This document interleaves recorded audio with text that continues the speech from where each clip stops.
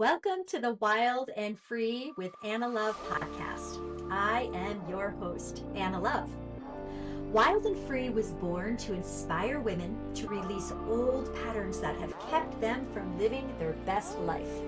As a subconscious freedom specialist, I strive to reprogram and reframe generational trauma, not only in myself and the lives of my three daughters, but for those who are ready to transform anxiety, fear, and shame into authenticity, freedom, and love.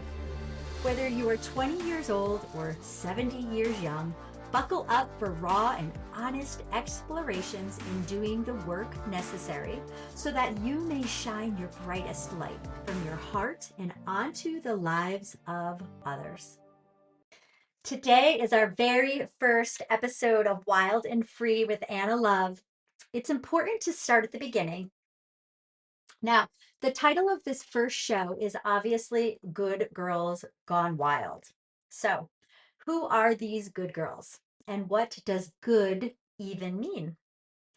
Today, we talk about how most of us were raised in a household and or society that used being good as a quality to strive for.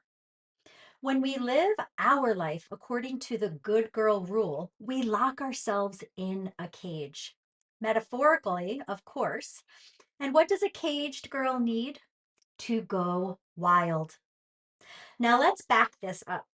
Let's rewind to take a closer look at how the good girl is actually created. We will take a journey into the past and discuss how our personalities are created. First things first, as a human being, we need food, shelter, and you guessed it, love and connection from those around us. When we don't receive this naturally and fluidly, we begin the story of I'm not good enough or there's something wrong with me. Our unconscious mind translates the event or events into something personal. We make ourselves bad or wrong, and we begin to self loathe. It's at this time that we decide that we are not worthy to be our authentic selves. It feels too scary or too vulnerable. And so we begin to detach and cover up who we truly are. Enter ego. Ego is there to protect us, to ensure we don't experience the same level of pain should we come upon a similar experience in the future. Although its intention is to protect us and it actually holds us back from being our truest self. It tells us it's too scary to be vulnerable, that being us is not safe, and therefore we need to put on an ego mask and be someone else, someone other than who we are, so that we can get that loving connection that we need and want at our core. From this, you can see how our personality is created.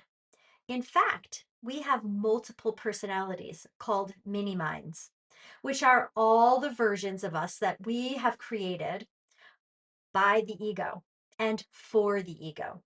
We live our lives all day, every day, as one of these ego masks or as one of these many personalities. For some of us, myself included, as we grow older, we find ourselves so far removed from who we truly are and unable to regulate our nervous systems on our own when we are triggered from unresolved trauma from the past. So let me just unpack that for the listeners who have no idea what I just said. So when we are living in according to what we think others want us to be, right? We put on an ego mask, then we are obviously not free to be us. We are not being our authentic self. We're being whoever grandma wants us to be, or our teachers want us to be, or our partner, or our mom, or our dad, or our friends, et cetera, et cetera. We are so far removed from who we truly are. And when we do that, at least what it did for me, is it began to put me in a head fog. So I was so far removed from even knowing what I desired. I would have to ask other people what did I want something? Now, it's obvious, like if someone offered me ice cream and I wanted it, I knew it. But if I knew that I wasn't supposed to have it because I was going to get in trouble by my parents or something like that, or whatever it was that I wanted was too expensive, then I would have to suppress my want. I would have to suppress my desire. And after you start suppressing things over and over and over after a period of time, you actually can't feel it anymore. You can't feel your desires.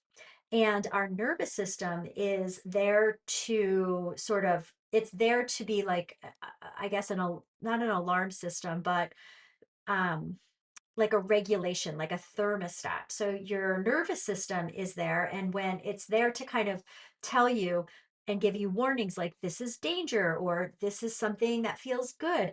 And when you're so far removed from being able to feel that and you get triggered, meaning that something happens, all of a sudden you're just reacting. You're just getting angry or you're shouting at somebody or you're freezing because you don't know what to do or you're just running away.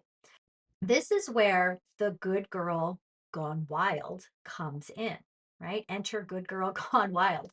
She has been suppressing her personality for years, even decades. And her true self is so buried under all of her ego masks that she will start to act out in different ways. And there may be some experimentation with sex at an early age, or perhaps even lying and sneaking to get the things that she secretly desires that she may not even know why she's doing the things because her unconscious wants something that she may not be aware of consciously that she wants.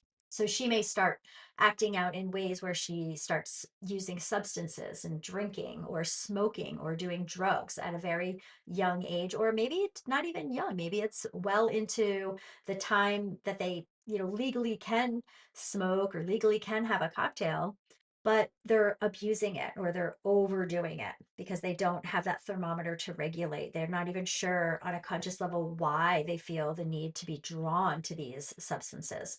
There may be anger or rage episodes because the emotions have been pushed down for so long that they just start screaming out, right? They might, I know for me, I used to have this feeling that I needed to dance, but my social circle would not have that. Like I wasn't really, this is a whole for a whole nother episode, but I wasn't really allowed to. And when I say that, I know that I now have the power to know that I didn't allow that for myself, but I believed that I wasn't allowed to be fully expressed in the way that I moved. So later in life, I started needing to go to dance clubs. And but the problem was that the problem was that I couldn't dance freely. So I would need to drink. So then it would be this every weekend cycle of needing to go into dance clubs and needing to get really drunk to feel loose, to let out the energy that I had been suppressing for decades. Okay. So these are just a couple of examples. So going back, there may be rage episodes directed at other family members or going inward, and we start to hate ourselves or hate another or constantly say that I wish this person would not be in our family or this person is my problem when really that person has nothing to do with what's going on inside of you. So all kinds of things can be happening that are not for the best interest of us, but we feel compelled and pulled to act this way.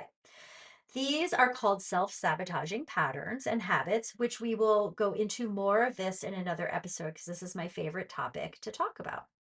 But for now, it's been explained here how we typically evolve from our whole and complete self at birth to the fragments of us and what is created to be our many personalities, and then that's really an unintegration. So we want to be whole and complete and integrated, but if we have many personalities, we're not integrated and we're working from all of these different ego masks and we're not operating from who we truly are at our core.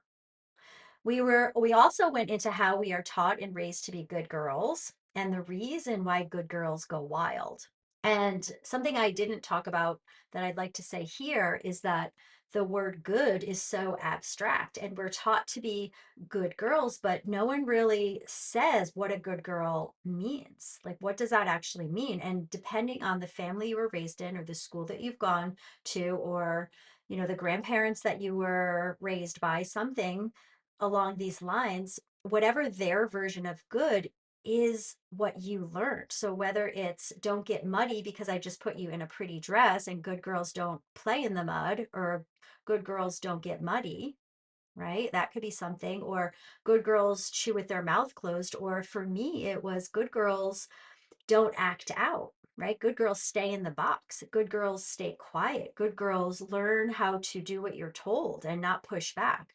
That for me was what it meant to be a good girl. And when I suppressed and suppressed and suppressed who I truly was, eventually it started coming out in self-sabotaging patterns, which we will continue to talk about this over several episodes because it is such a deep and layered topic.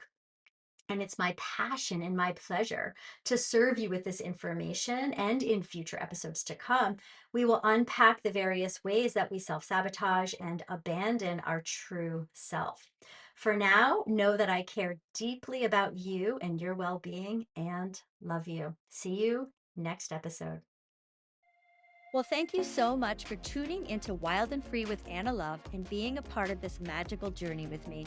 If you like this episode, make sure to subscribe and share with someone you love, even someone you just like. Bonus points if you leave a review.